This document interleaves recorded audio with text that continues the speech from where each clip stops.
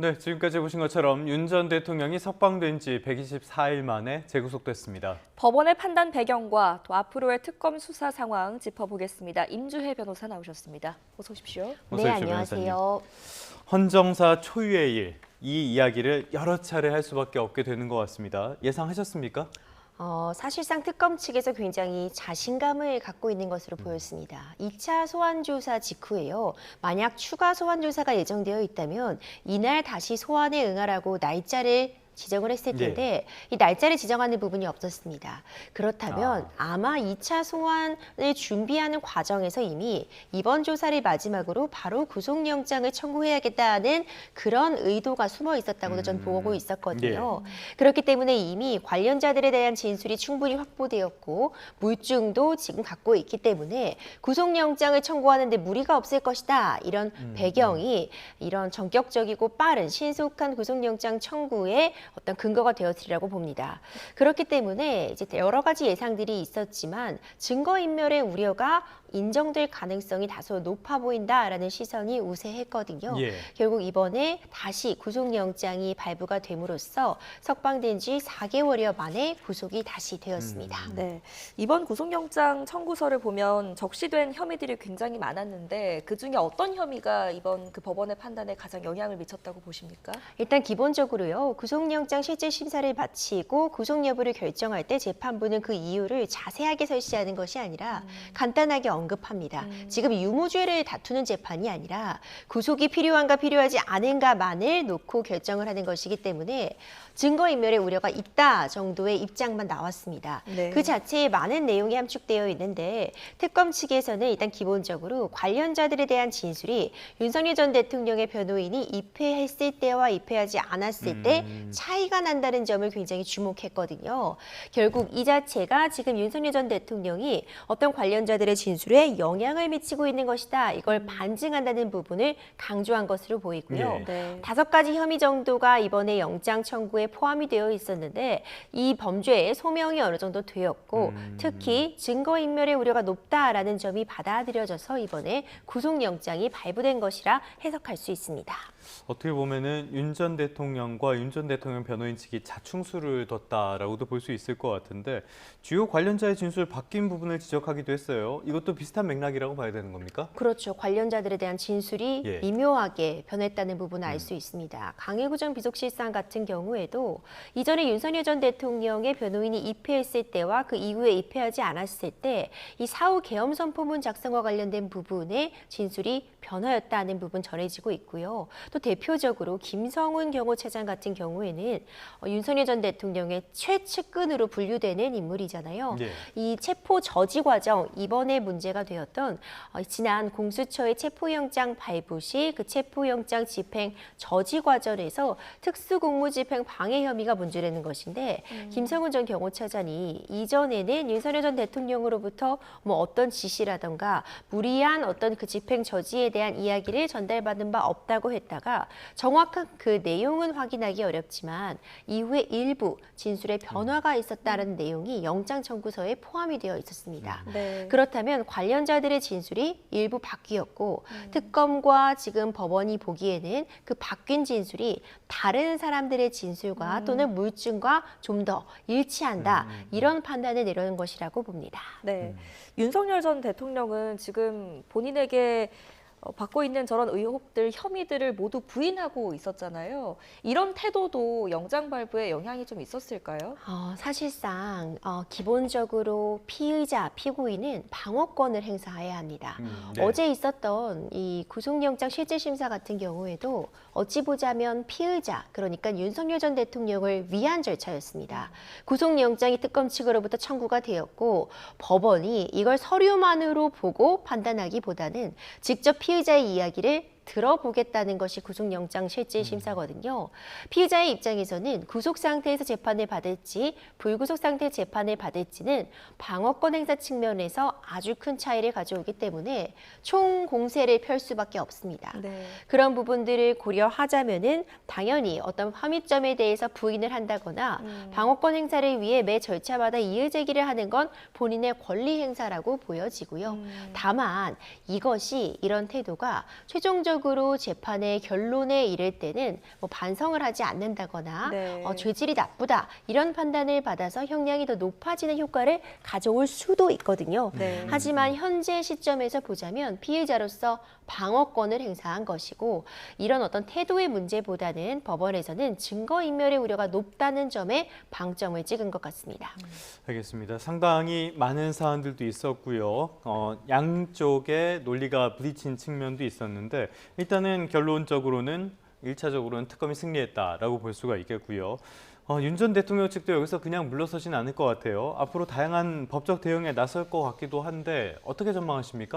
그렇죠. 원래도 이제 사안별로 계속해서 법에서 정해진 절차들을 밟아왔습니다. 네. 이전의 사례에서도 체포적부심도 한 번 있었고 네. 결국 구속 취소 결정이 있었기 때문에 석방이 되기도 했었는데요. 이번에도 구속적부심을 청구할 가능성은 충분히 있어 보입니다.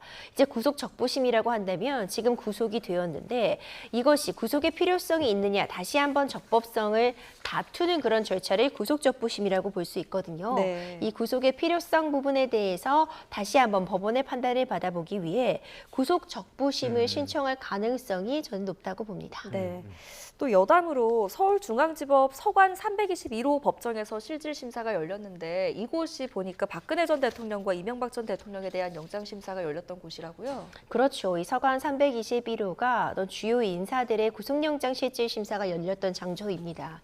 말씀해 주신 것처럼 2017년도에는 박근혜 전 대통령의 국정 논란, 이 논란 사태가 있었을 때 구속영장 실질 심사가 있었고요. 바로 다음해죠. 2018년도에는 이명박 전 대통령의 구속영장 실질 심사도 열렸습니다.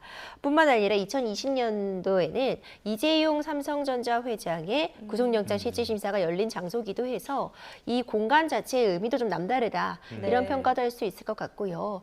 윤석열 전 대통령 같은 경우에는 사실 검사장 출신이죠. 예. 이 검사로서 이곳에서 어떤 구속영장을 청구하면서 진두지휘한 사실 익숙한 장소이기도 할 텐데 이번엔 또 입장이 뒤바뀌어서 구속영장 실질 심사를 받는 피의자의 신분으로 이 자리에 섰다는 것도 좀 의미가 있는 것 같습니다. 하긴 국정농단 사건 때 당시에 특검의 수사팀장이었으니까 어떻게 보면은 감회가 새로울 수도 있을 것 같습니다. 이제는 구속 이후 상황을 한번 볼까요? 윤 전 대통령 일반 수용자와 같은 절차를 받게 되는 거죠, 이제는? 그렇습니다. 일반 수용자와 동일한 절차를 받게 됩니다. 아마도 이제 어제 이동을 해서 의상을 이제 사복에서 수용복으로 갈아입었을 것이고요. 그리고 일명 이제 머그샷이라고 불리죠. 수용 번호를 부여받고 머그샷 촬영 등도 이어졌으리라고 봅니다. 다른 수용자들과 동일하게 뭐 신체 검사라던가 이런 절차는 거쳤을 것이고 이제 이전과 이전에 구속이 됐을 때와 좀 다른 점은 당시에는 이 탄핵 심판 진행 중으로 대통령의 권한 행사가 정지되어 있었지만 현직 대통령의 신분이었고요. 네. 지금은 전직 대통령의 신분입니다. 어떤 경호 같은 부분에 있어서도 이제 교정 당국으로 이런 권한이 넘어가 있기 때문에 호송 차량을 탑승하고요. 네. 이런 부분에 있어서의 차이는 이전의 내란죄로서 구속이 됐던 사례와 다르다 이렇게 평가할 수 있습니다. 네. 자, 서울구치소 독방에 수감될 것으로 보입니다. 일단은 독방 구조가 어떻게 됩니까? 일단 3평 정도가 되는 이 독방에 수용이 될 것으로 보입니다. 지금 사진으로 보시는 것처럼요. 이제 싱크대가 하나 놓여져 있고요. 네. 책상 겸 이제 밥상으로 쓰일 수 있는 작은 테이블이 놓여져 있습니다. 화장실이 마련되어 있고 접이식 이불과 이제 침구가 마련이 되어 있는데 이제 에어컨은 없습니다. 그렇기 때문에 지금 천장 쪽에 달려 있는 선풍기가 자동으로 이제 꺼졌다 켜졌다 한다고 지금 전해지고 있는데 지금 이 보다 넓은 방이 배정될 가능성도 있다고 합니다. 이것은 지금 서울구치소 내에 빈 방이 어떻게 되어 있는지 지금 수용 상황이 어떻게 되었는지에 따라서는 조금 차이가 있을 수 있겠지만 독방에 수용되어서 어떤 동선 같은 부분도 다른 수용자들과는 좀 분리될 것으로 보이고요. 이제 목욕 같은 경우에는 일주일에 한 차례 그리고 이제 하루에 1시간 내외 정도로 운동이 가능한 그런 상황입니다. 선풍기도 마음대로 못 트는 곳이라고 볼 수가 있겠네요. 많은 것들이 달라졌다라고 생각할 수 있겠는데, 자, 이제는 특검의 수사가 앞으로 어떻게 진행될지 이 부분 살펴봐야 되겠습니다. 어떻게 보면은 이번에는 속전속결이다. 그래서 이런 속도전이 피의자 쪽에 허를 찔렀다라는 평가도 나오고 있는데요. 앞으로 이제 20일 동안 수사가 가능한 거잖아요. 어떻게 진행되는 겁니까? 그렇죠. 조은석 특검의 원래 수사 스타일이 굉장히 신속하고 빠르다라는 평가를 받아왔습니다. 그러니까 상대방의 좀 허점을 찌른다 이런 이야기도 있었는데 만약 이게 제대로 준비가 되지 않는다면 무리한 수사라는 비판을 받을 수도 있고요. 좀 준비 없이 수사를 진행하다가 수사를 그르친다는 평가를 받을 수도 있겠지만 이번에는 사실 조은석 특검의 스타일이 제대로 작용을 했다. 이렇게 볼 수도 있어 보입니다. 예. 이제 이 특검은 150일 동안 수사를 할 수 있는데 아직 20%가 지나지 않았어요. 네. 그러니까 이 특검 수사 초기라고 볼 수 있는데 벌써 윤석열 전 대통령의 신변을 확보했거든요. 하지만 이제 구속이 끝은 아닐 겁니다. 일단 지금 구속이 되었기 때문에 20일 동안 수사가 이어질 수 있고요. 그 안에 구속 기소를 해야 합니다. 네. 그러니까 20일이란 기간이 지나가게 되면은 다시 석방을 해야 되기 때문에 20일이 되기 전에 다시 기소를 준비할 것이라고 보고요. 이 부분까지 이미 염두에 두고 있지 않을까 싶습니다. 구속영장을 청구하는 단계에서 이미 기소는 정해진 수순이라고 판단을 하고 준비를 하고 있었을 것으로 보이거든요. 사실 어제 구속영장 실질심사에서 특검 측에서 준비한 PPT 자료만 178페이지에 달했습니다. 네. 사실 정말 방대한 분량입니다. 혐의점이 많다고는 하나 이미 이 정도를 준비했다는 건 영장 청구하고 준비했다는 건 아니거든요. 미리 준비를 다 하고 돼 있었다. 있었을 예. 겁니다. 다듬는 작업 정도를 거쳤을 것 같은데 그렇다면은 구속 기소를 위해서 이미 기소에 대한 준비도 어느 정도 마친 상황이 아닐까 생각이 됩니다. 네. 뿐만 아니라 이번에 구속영장 청구서를 보면 적시된 공범들도 있지 않았습니까? 이 공범들에 대한 수사 또 그리고 구속 기소, 구속영장 청구 어떻게 될 것으로 전망하십니까? 공범들에 대한 수사도 탄력을 받을 수밖에 없습니다. 사실 구속영장 청구서는요, 특검 측이 작성한 문서입니다. 그러니까 구속영장 청구서에 기재된 혐의가 지금 사실로 밝혀진 건 아닙니다. 예. 당연히 수사기관 측의 입장이기 때문에 다시금 그 피의자들의 이야기를 들어볼 측면은 분명히 있겠지만요. 지금 문제되고 있는 사람들, 이제 한덕수 전 총리라던가 박정준 경호처장, 이제 강희구 전 부속실장 이런 이름들이 언급이 되고 있거든요. 특히 한덕수 전 총리에 대한 부분들이 많은 주목을 받았는데 사후 계엄문 선포와 관련이 되어 있습니다. 한덕수 전 총리는 이전에 진행되었던 탄핵 심판 과정이나 이 내란죄 관련된 부분에서 22.3 비상계엄 선포를 적극적으로 저지하려는 했다. 이런 측면이 강조가 되었는데 특검 측의 생각은 조금 다른 것 같습니다. 네. 결국 한덕수 전 총리가 국무위원들을 소집해야 된다고 해서 이것이 적법성을 갖추지 못했다는 판단을 추후에 받더라도 국무회의라는 실질, 그러니까 형식적인 요건을 갖추려고 했던 시도가 아닌가 이렇게 바라보고 있고요. 사후에 강희구 전 부속실장과 함께 계엄 선포문 같은 걸 작성했다가 폐기를 지시한 부분도 허위 공문서 작성 그리고 이에 대한 기록물 파기의 문제점이 제기될 수 있기 때문에 네. 관련해서 이미 소환 조사가 있었고요. 특검 측이 추가로 자료를 보강해서 어떤 신병 확보를 시도한다거나 기소할 가능성은 충분히 있어 보입니다. 알겠습니다. 이 부분 짚어보도록 할까요? 이번 구속영장 청구서에는 외환죄가 포함되지 않았다는 점, 이제 앞으로 이 부분에 대한 수사가 진행이 될 텐데요. 저도 이 이야기가 나오고 나서 외환죄에 대해서도 개인적으로 알아보고 공부를 해봤는데 굉장히 어렵더라고요. 이게 적용하거나 이런 것들.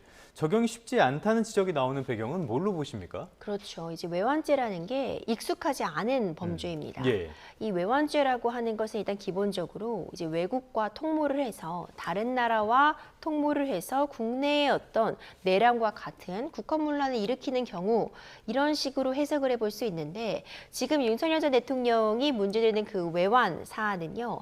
북한을 고의로 무인기로 도발을 해서 이에 대한 어떤 대응을 북한이 하게 만들고 그것을 12.3 비상계엄 선포의 어떤 정당성을 삼으려 했다. 이런 혐의입니다. 그러니까 입증 자체가 쉽지는 않아 보입니다. 물론 여러 가지 참고인들의 진술을 확보했고 일부 물증을 확보했다고 전해지고 있습니다.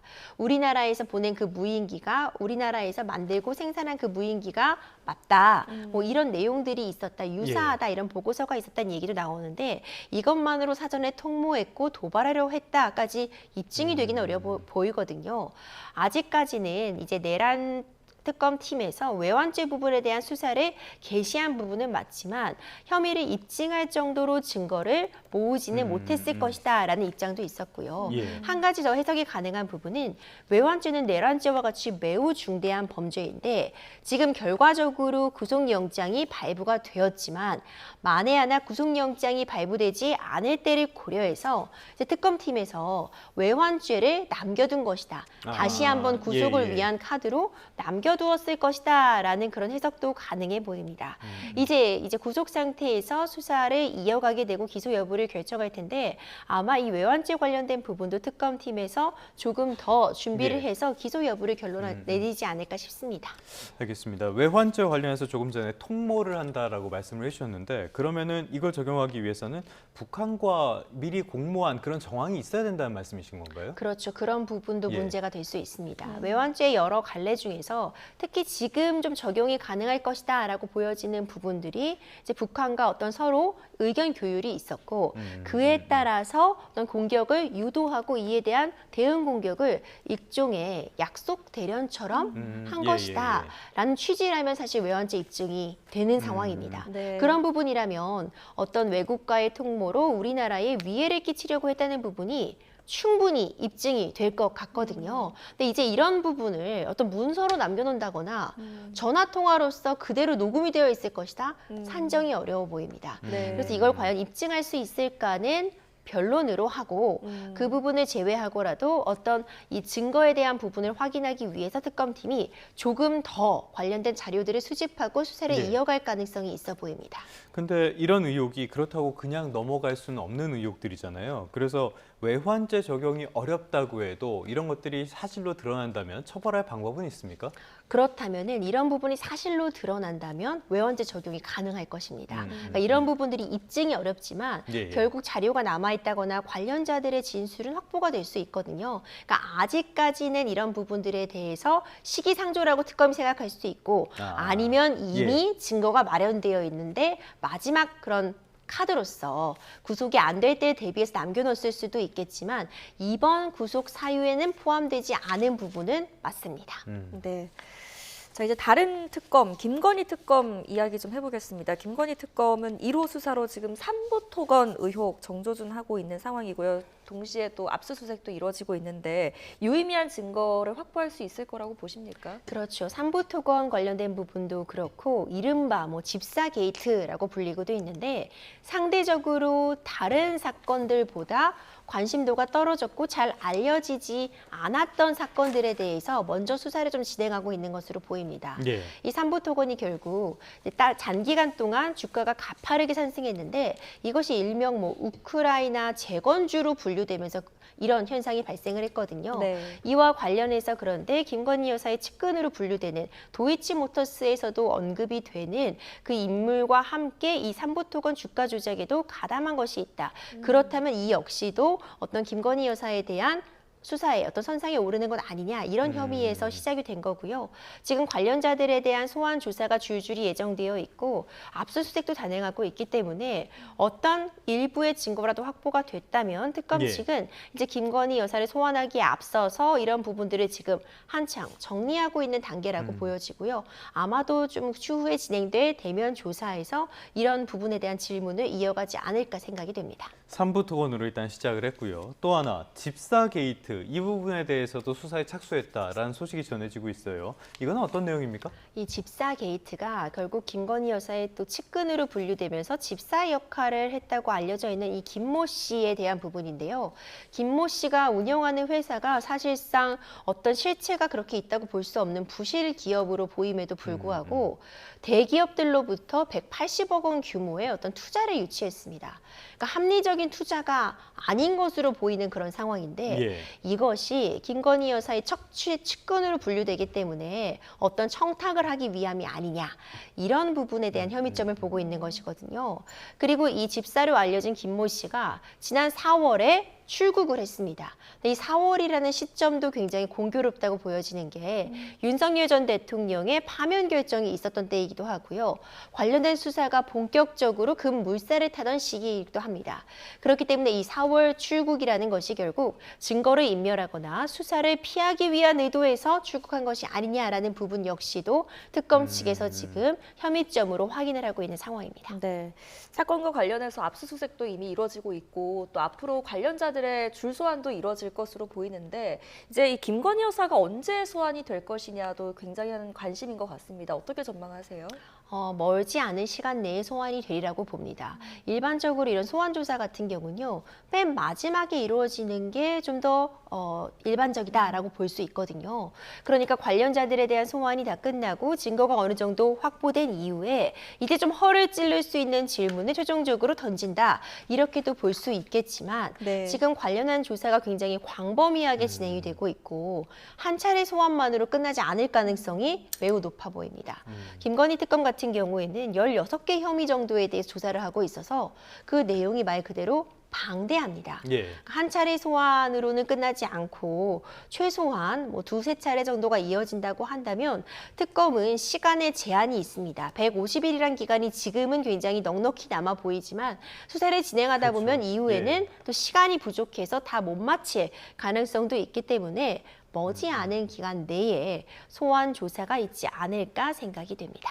알겠습니다. 지금까지 임주혜 변호사와 함께 3대 특검 진행 상황 그리고 윤 전 대통령의 재구속 이야기 나눠봤습니다. 오늘 말씀 고맙습니다.